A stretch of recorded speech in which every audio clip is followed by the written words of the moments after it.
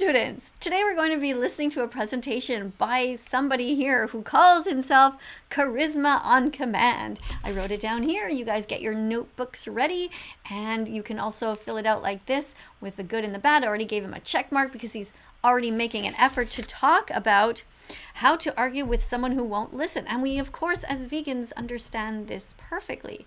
We're constantly faced with people who will not listen. It seems like we're talking to people, we're explaining to them about the documentaries they should watch, and it just goes right over their head, just goes like in one ear and out the other. So this is a mystery. Maybe we can learn something from watching this presentation.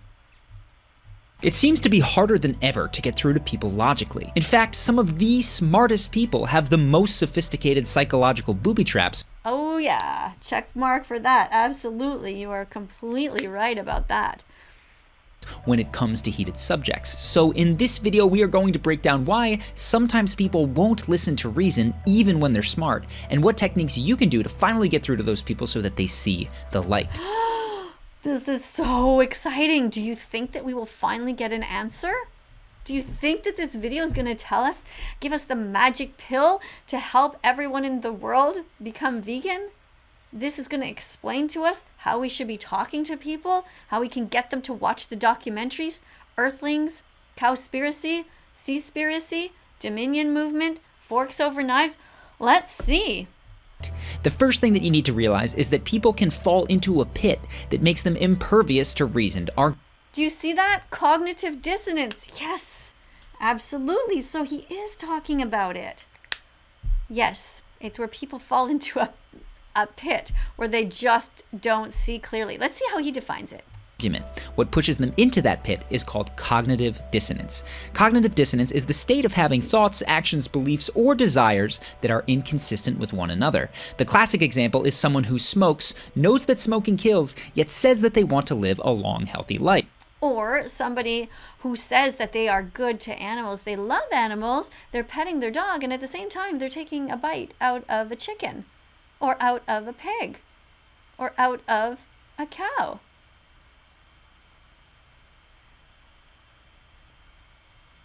That's what they do. Cognitive dissonance. Their beliefs and their actions don't seem to match up. Now, having one's own cognitive dissonance pointed out is uncomfortable. That's because there's often an unspoken cost to changing certain actions. Yes, absolutely right. Yes, it is uncomfortable for a lot of people because there's a cost involved. That means they're going to have to change their behavior. Once it's pointed out to them, once you say to them, why the fuck aren't you vegan yet? You can't be a good person if you're not vegan. Then they suddenly get their guard up and they don't know what to do. They're like angry at the messenger. They're mad at you because they don't want to change their habits. They don't want to stop eating these dead animals that they're used to. They don't want to change the milk from cow's milk to soy milk or from cow's milk to oat milk, although they should. They don't want to stop eating eggs because they're just so used to it and it tastes good. And they don't think that their taste buds are worth more than the life of an animal, but they don't get it. They can't make that connection. They make excuses. Say, well, the animals aren't hurt that badly. And no, I don't need to watch Dominion Movement. I don't need to watch Earthlings. I already know what goes on there. But they don't. And they refuse to learn. Now, I had an interesting quote earlier from another video. And this reminds me here. It says, you see that? It says, it's not what you know. It's what you could know if you wanted to. You see that quote? And that's what happens. They could know the truth, but they block it out. They don't want to. So that's called cognitive dissonance. Or opinions. In this case, stopping smoking would lead to painful withdrawals. So the most common way that people make cognitive dissonance more bearable is by sneakily changing another thought or action, even if that one makes them irrational. That means that our smoker who can't quit only has irrational paths out of cognitive dissonance. They may point to individuals who smoked without consequence. Exactly. They might point to all of these different things. Well, look, millions of people eat animals. Billions of people. Look at all the McDonald's in the world. Look at all the Burger Kings. There can't be anything wrong with it. I mean, my mother, she's a good person, and she buys the groceries every week, and she brings home a chicken that's had its throat slit, so it must be okay. insist that they have the healthiest genes, or say that they don't care if they die early, even when they really do. The big takeaway is that sometimes, especially in politics, religion, or emotional life choices, the most ridiculous belief that we have is the one that is most difficult to change. So he's bringing up the idea of religion and politics, which is what I bring up all the time. People say, well, my religion says that it's okay because Jesus ate fish or some bullshit, so therefore it must be okay. Even though Jesus isn't here right now, and we are quite sure that if Jesus was here and he went to a factory farm, he would be mortified at the Auschwitz that he would encounter, at the Holocaust, the animal Holocaust that he would see. Absolutely. It would freak him out, and he would say, what the fuck have you been doing while I've been gone? And why the fuck are you people all not vegan yet? That's what Jesus would do. But people look at the Bible and they find all kinds of, they flip through it and they're like, oh yeah, okay, it says here that he ate fish. Never mind the fact that it says, thou shalt not kill. Oh, even that they managed to twist around. They say, well, that doesn't apply to animals. Cognitive dissonance. That is why smart people cling to silly positions. It's also why it's critical that you recognize cognitive dissonance if you're ever going to get through to those people. Because the worst thing that you can do in moments where people are deep in a cognitive dissonance shutdown is to continue with logical argument. Oh, that is so disappointing to hear. So true, but so disappointing to hear, right? You're talking to somebody, let's say you're a new vegan and you're super happy. And by the way, happy Vegan Declaration Day to all of you who are vegan. And you think to yourself, well, my dad's really smart. He's an engineer or he's a doctor or whatever. So I'm going to tell him all about what I just learned. I'm going to tell my dad, let's say you're 15 years old or whatever. And you say, hey, Dad, I decided to become vegan because I read all of these interesting things. I was listening to that vegan teacher. I went to see 10 different documentaries that she recommended. I've educated myself. I've watched at least 15 hours of documentaries. I've gone and Googled all kinds of things. And I realized that being vegan is the best thing for us and for the environment and, of course, the animals. Dad, do you want to be vegan with me? And then Dad's like, no. And then Dad tries to make all kinds of excuses. Sometimes teenagers are smarter than their own parents. And yeah, because of cognitive dissonance, people block it off, even the smart people. So I'm going to give another check mark for this because it's really good. So far, though, I'm not hearing anything about veganism. So you know what? I'm going to give an X for that because by this time in the presentation, I would have hoped that Charisma on Command would have said something like what I've been saying. For example, this is why the world is not vegan yet, because of cognitive dissonance, and we need to find a way to get to these people. But, maybe he's going to have a solution. I hope he talks about veganism. Will just drive them deeper into irrationality. So here are 7 tells. This guy that you just saw here on screen before, his name is Sam Harris, and he is somebody who knows what goes on, for example, with the animals, and yet he still pays for their rape, their torture. They cut the testicles off of baby pigs when they're born. They just cut them out with no anesthetic. They take out their teeth. They cut their tails off, no anesthetic. They put chickens and they put the baby chicks into these machines where they clip the tips of their beaks off. They don't care. Sam Harris knows this goes on. And he's always talking about ethics, and yet he is stuck in cognitive dissonance. It is absolutely fascinating. Fascinating. Because how do people break out of it? That's the mystery. How did you become vegan? How did you stop making all these justifications to yourself? How did you stop with your, but I need bacon, and bacon's so good. How did you stop with your jokes? That's why I tell people who are watching this channel to take notes, to write down things like that I say, because I believe it takes 100 clicks until you're vegan. It has to penetrate your head. It has to penetrate your heart. You have to make every connection possible a little bit at a time. This might just be one click for you, understanding what cognitive dissonance is. But when you become vegan, people say that happens to them sometimes overnight, but it doesn't. It's so fascinating. So take notes. Everything that you're watching right now, all the videos that you see, and write down if you get a little click. Even if it's just a tiny thing, like yeah, that's true. Cognitive dissonance is an interesting thing that vegan teacher told me about. Write it down. Just write cognitive dissonance and put just a little check mark, like 1 point. Because even if you're still not vegan, you're still eating animals, the fact that you're here means that you are getting some clicks. If at any time you go, oh, that's interesting, If you never say at any point, oh, that's kind of interesting, then you're not getting the clicks. You're just sitting here eating popcorn and just yelling insults. You're really stuck in cognitive dissonance. But if you're starting to feel something, just something stirring in your heart that thinks, you know what, that vegan teacher, there's something about her. She's making a little bit of sense to me. Yeah, it's starting to seem like it makes sense up here, and I'm starting to feel for the animals a bit. Those are little ticky marks, little check marks. That's you getting out of your cognitive dissonance.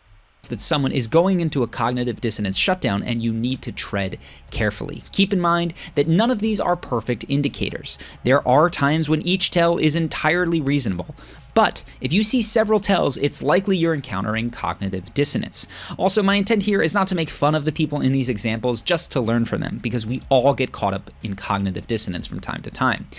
So he acknowledges that he himself, the speaker, gets caught in cognitive dissonance, but I would love to talk to him and find out if he's vegan or not, or at least try to convince him. And if he's not becoming vegan from my telling him things from a logical perspective and appealing to his heart and telling him to watch these documentaries, if he doesn't do it, I'll say, aha, somebody's experiencing cognitive dissonance right now. And to see if he goes, oh yeah, that's right, I did a video about that. Yeah, maybe that's what I'm going through. Or will he say, no, I'm not? I don't know. So the first indicator is being stunned by new information without conceding or adjusting your perspective. Take, for example, Kathy Newman after she had asked Jordan Peterson about why he feels that he has the right to offend people in the pursuit of truth. You're doing what you should do, which is digging a bit to see what the hell's going on. So exercising your freedom of speech to certainly risk offending me. So you haven't sat there and I'm just trying to work that out. I mean, Ha, gotcha. you have got me. I'm trying to work that through in my head. Yeah, it took a while. It did. When someone is stunned, it means that they encountered surprising new information, and to not adjust one's perspective based on that new information can point towards cognitive dissonance. But I repeat that alone is not enough on its own, which is why you should pay attention for number 2, being unable to accurately summarize the other side's perspective. And this is often preceded by, so you're saying. You're saying that trans activists, but you're saying, right, so you're saying that anyone who believes in equality, so you're saying give people equality of opportunity, that's fine. We see Ben Affleck do this in his conversation with Sam Harris when Sam is critical of aspects of the doctrine of Islam.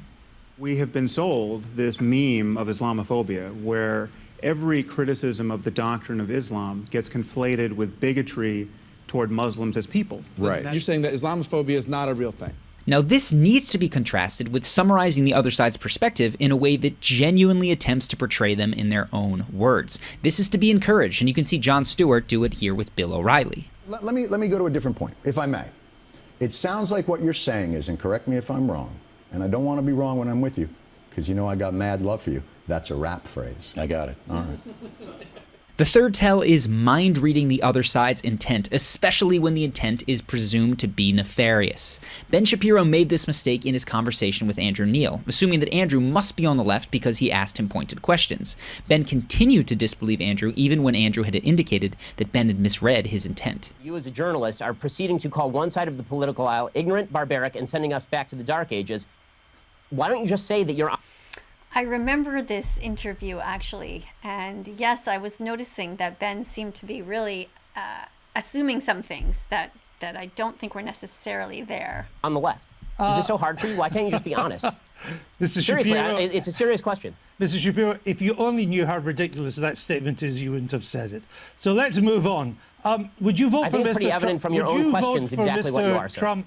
The fourth tell is regularly moving goalposts. It's of course okay to clarify your position, but if you notice that someone is regularly adjusting the criteria by which they judge an argument, you're likely witnessing cognitive dissonance. For context, in this next clip, Stewart and O'Reilly are arguing whether it reflects poorly that Barack Obama had Common to the White House, given that Common has defended someone accused of killing a police officer. Jon Stewart points out that Springsteen, Bono, and Bob Dylan also did the same thing, and we get this exchange. No, wait, let me reply. Okay, so you say that because Bono, Springsteen, No, and Bob Dylan wrote songs defending people who were accused of heinous things, Yes. that I have to give Common a pass No. because he did the same thing. You have to be consistent with your outrage. Let me give you. Be consistent. I will. Common visited, went to see. The fifth tell is yelling or getting angry, especially self-righteous anger. And you just saw it with Bill O'Reilly a bit, but here's another example from Ben Affleck and Sam Harris. For context, while Ben does make good points that most Muslims are good human beings, he's not responding to Sam's criticisms at all. You can hear Sam try to explain his actual position, but he can't get through because of the yelling. How about the more than a billion people who aren't fanatical, who don't punch women, who just want to go to the store, wait a second. Wait a second. don't do any of the things, but you're saying all Muslims wait a second. stereotyping. Wait a second. Things, and you painting the whole group religion with that. No, let's. The sixth tell of cognitive dissonance is attacking someone's character instead of addressing their arguments, and it's often a sign in light of a losing argument. This is a last resort. We see this all the time as vegan animal rights activists, where they start to try to find anything at all wrong with us. I know that I have been attacked, and we call that vegan phobia, where they say, well, you're ugly, I'm not listening to you. Or, you're too skinny, so I don't want to be like you.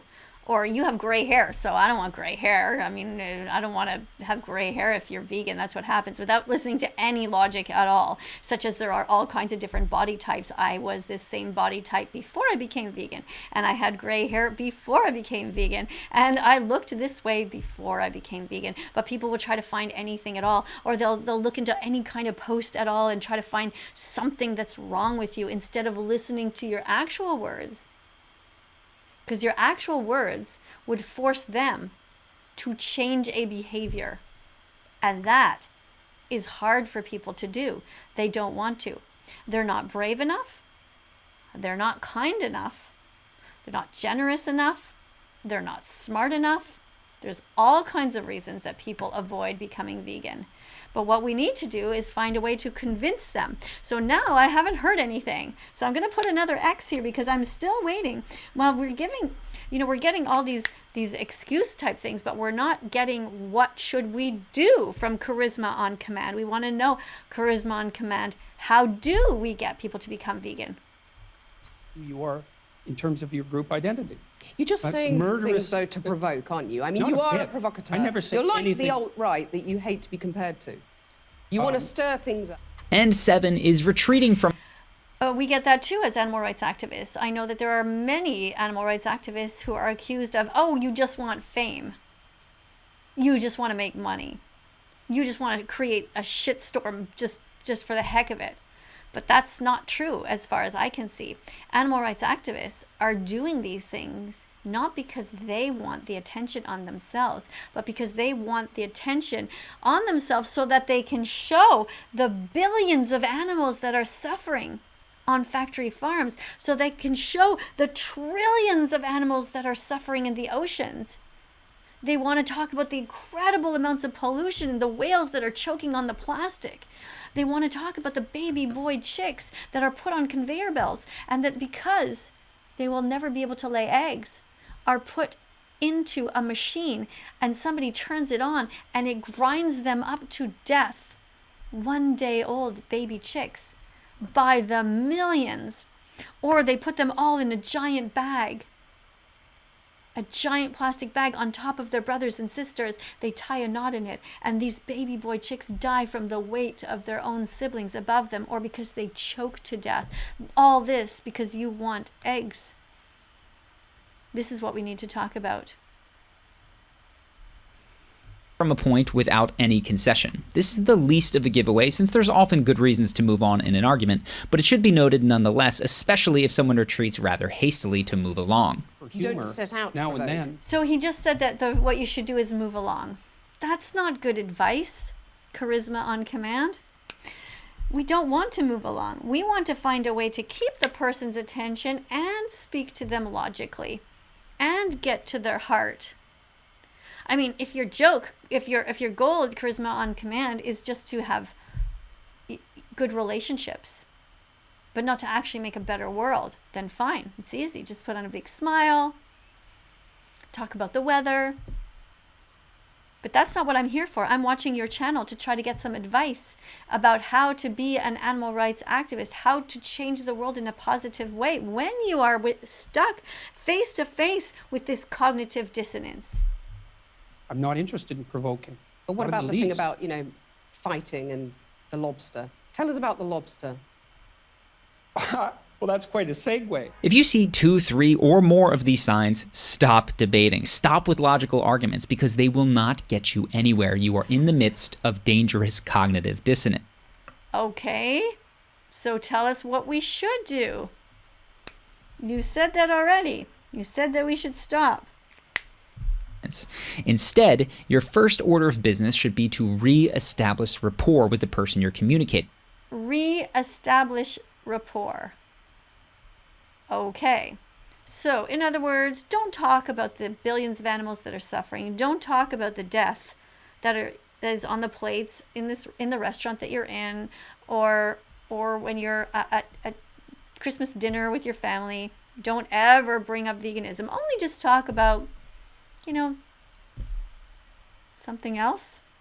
I don't know what people are wearing. Like what is the solution?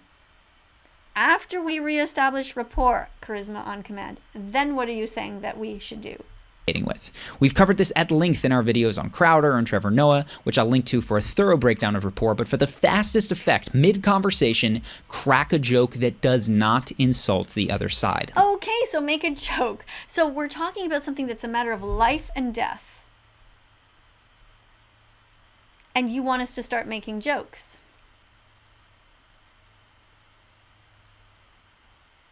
Well, I kind of did that with a neighbor the other day. He was walking by, had a beer in his hand and a skateboard. He's a dad, and he said something like, "Oh, I'm going to go to a fishing meeting." And, I could have said in a very serious words, like, "Don't murder," but I said it in a kind of a lighthearted way, like, "Oh, no, you're not going to go and murder some fish, are you? What the fuck? Don't do that." So, that was my way of saying my message clearly, but not in a stern, cruel way. And in that sense, it's really just making an adjustment. So I'm talking to you students now that there will always be situations where something serious needs to be said. But yes, you might be able to say it with a bit of humor and it might make a difference. That person might walk away and think without being so angry with you that they completely shut off. But it depends also if you're talking on social media like I am now. I don't see everyone's face. I don't know if they're 13, 23, 83, 93. I don't know. So I cannot see how these people are reacting. They might be very curious and be like leaning forward and like, "Oh my God, what's going on here? This is super interesting. Why does it say, 'Why the fuck aren't you vegan yet?' on her shirt?" And others might be like taking their popcorn and throwing it at the screen like, "Oh, fuck you. Don't tell me what to do." So, yes. If you want to get through life and to convince people to become vegan, you have to know about all of these techniques and you have to know who your audience is and be able to see from their body language how they're reacting, see their eyes, their shoulders, see if they're getting nervous, if they're starting to fumble, and react accordingly. But everybody is human, and we also have to take into context where we are. Who is the person that we're talking to? Is the person that we're talking to our boss? Maybe just walk the other way. If the person that we're talking to is our best friend, and we know that we can give it to them seriously, give them the real truth, that's different. Like this. This is kind of fun, though, is it not? Yeah, it's delightful. And my frustration is not with you. Again, it's watching the entire system. I know. You loathe the network, but you kind of loathe me a little less. I got it. No, I don't even loathe Let's you talk at all. politics. I actually enjoy your company. A little commercial break. Cow's milk is for baby cows. You're not a baby cow. So drink soy milk or oat milk or water.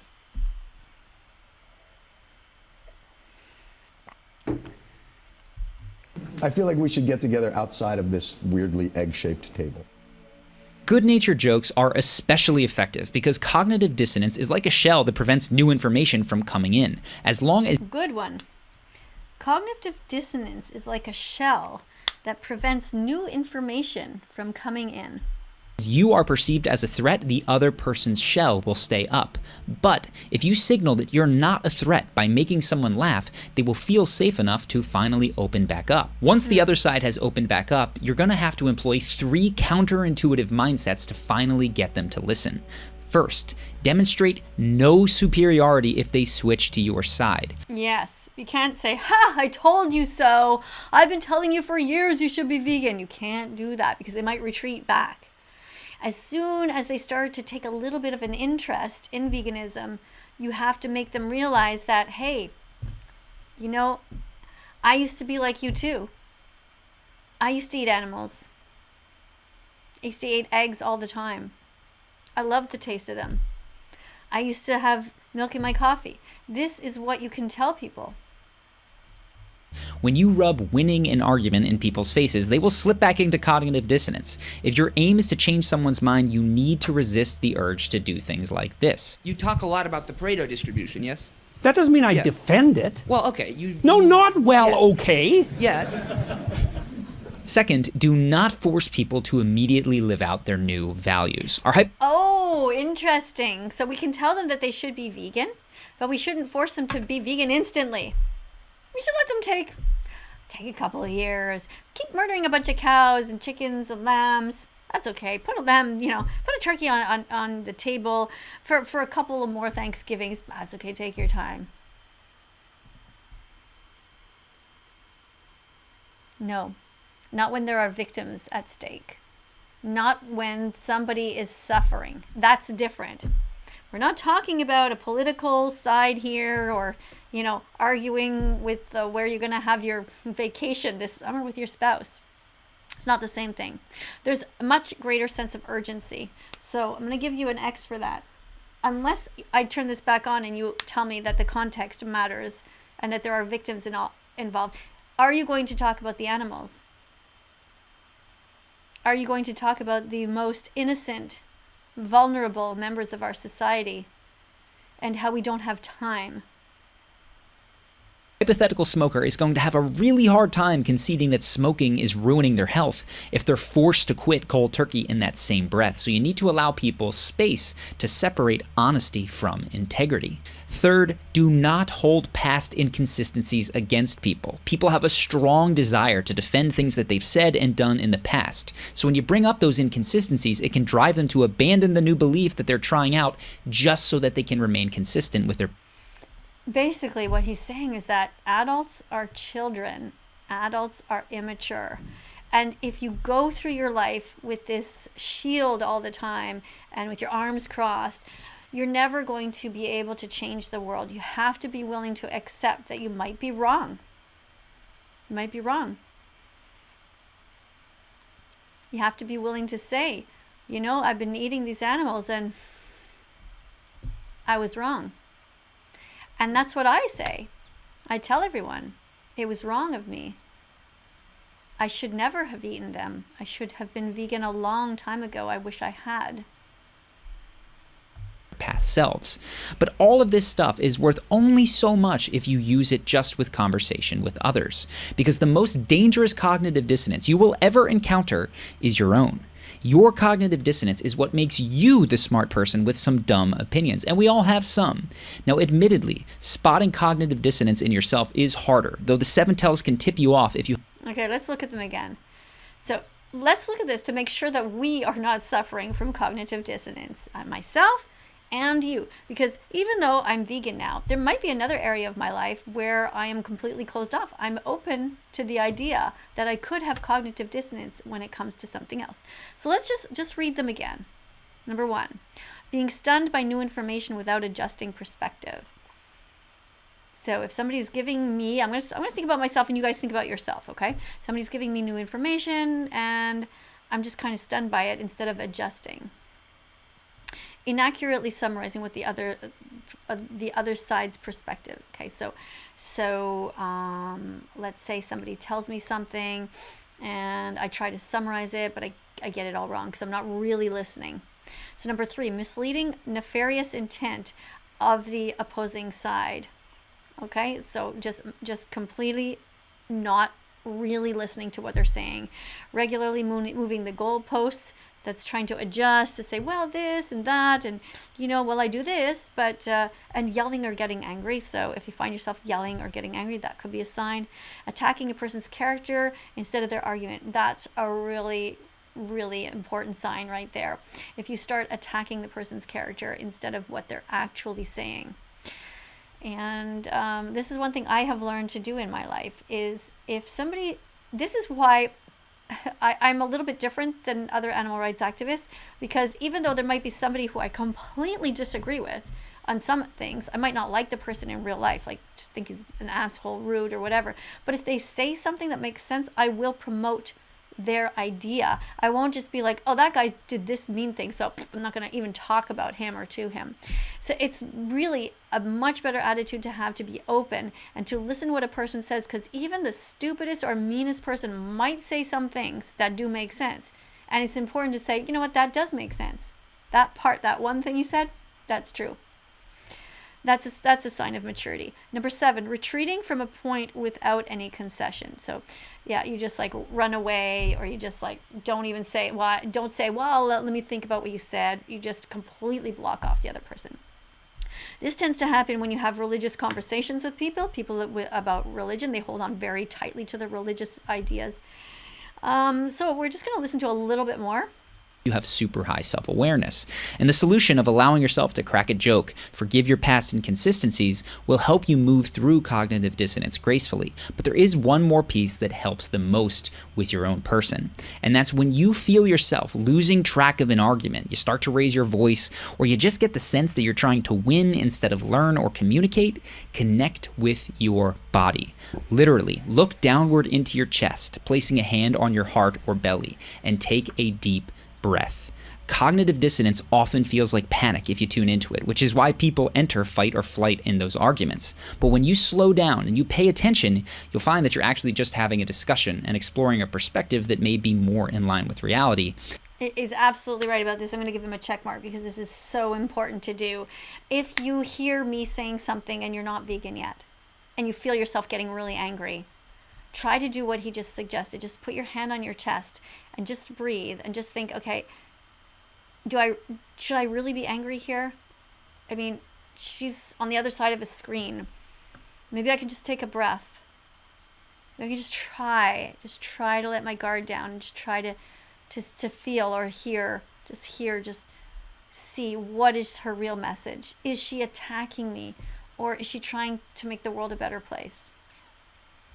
And your sense of logic will start to come back to you. Now, if you can do this in real time, you won't just be part of the solution to communication breakdowns, which is amazing in and of itself. You will see things that other people cannot see. You'll take your ego blinders off and be better prepared to succeed in politics, relationships, work, or life. All of these: politics, relationships, work, and life. So the more that you are open, that you use your critical thinking skills, the more that you are willing to look at your own cognitive dissonance, the more you are willing to open the whole world to what it has to offer. Like, go and start learning things that you've never thought you ever would. Go to different types of news agencies, for example, news outlets. If you've always just listened to left-wing news, listen to right-wing news. If you've always just listened to the right side, the radical right or whatever, go and open your YouTube and go and find other people. If all you've ever done is listen to YouTubers that are just silly, they're just talking about nothing, people like Oompaville, get out of there. Go and watch something else. Watch something interesting that gives you a spark, that makes you want to be a better person. If you don't do this, you'll find yourself in a near perpetual state of shock and outrage when the world doesn't match your predefined expectations, and worse, you'll be poorly equipped to do anything to improve it. Thanks to our sponsor for this video, Audible. Audible is having a... All right, so thank you for that. This is my grade for them, for this channel. So basically, I think we have 7 check marks and 5 X's. So they do pass. They did talk about cognitive dissonance. But No, you know what? I'm going to have to give it another couple of X's, actually. I don't think it's that much of a pass, or even if it is, it's hard to say. You know what? I'm not going to give a final grade for this presentation. The reality is that it was good to have re-emphasized the points about what cognitive dissonance was. The channel is a good one, Charisma on Command. However, we didn't really learn what to do, did we? There was no real solution to what to do when somebody's completely closed off. A teenager is trying to talk about veganism to a parent, or a child is in class and trying to convince their teacher that veganism is an important thing to do, and that the teacher needs to educate herself. Or even sometimes patients need to educate their own doctors. Their own doctors are stuck in cognitive dissonance. They eat burgers and steaks every night. And the worst are veterinarians. Veterinarians who eat animals. How fucked up is that? How much cognitive dissonance is going on in veterinarians? Why are all veterinarians not automatically vegan? Imagine if your own doctor went home and ate a human. Like, I'm going to cure you and sew you up and do all this surgery and bandages and everything, but, hey, I'm going to go home and just, eat somebody else. Like, it doesn't make any sense. Anyway, it was very great to be here with you. I hope that you learned something. Follow the channel, Charisma on Command. It really does have a lot of very interesting tips. And if the guy who was talking, I don't know his name, if he happens by any chance, or if you know who he is, and he's open to talking to me, I would love to talk to him about his own cognitive dissonance to see if he's vegan or not. Because he knows so much. He knows all about it. So maybe if I just plant a couple of seeds with him, he'll say, oh yeah, that makes sense. Or, oh yeah, of course I will watch the documentaries, Dominion Movement, Earthlings, Cowspiracy, and Seaspiracy. Maybe he would. Because if I say to him, but okay, let's take away your cognitive dissonance. Come on, here's the present. Watch these documentaries. And of course, the Game Changers, What the Health, there's so many of them. The 5-minute one, dairy is scary. He might, which would be so cool, wouldn't it? Because it would give us hope that once you know what cognitive dissonance is and you can identify it in yourself, you can change. And that's how we will get a vegan world. Thanks everybody for watching. Coming up on screen, you will see different videos that I've created in the past. To have a look at them. Be curious. Be curious. Click on the videos. Go through my timeline and go and watch some stuff that you've never seen, some old stuff. Some of it's a bit cringy, I know. But hey, you'll probably have fun. And thank you to all the moderators. Thank you to people who support my work here on Patreon. I really appreciate that so much. Every little bit helps. I just bought recently a whole case full of markers. Woohoo! See? Somebody gave me $3, and this is just from that person. So, every bit helps. I really appreciate anybody who just contributes so that I can afford to do this important work here. Thank you to everybody who's vegan. Happy Vegan Declaration Day. If this is your day, or if you've been vegan for a week, congratulations. If you've been vegan for a month, amazing. If you've been vegan for a year, fantastic. Don't forget to write down the date. If today is the day that you've decided to become vegan, write it down, because you might forget. One day somebody will say, are you vegan? You'll be like, yeah, actually I have been vegan for a while. And they'll be like, when did you become vegan? And you're like, I don't really know. I just stopped buying stuff and I'm vegan, I don't know. So that's why it's so important to write it down. And then you can celebrate. It's kind of interesting. Thanks everybody, and we'll see you in the next video. Do do do do do do do.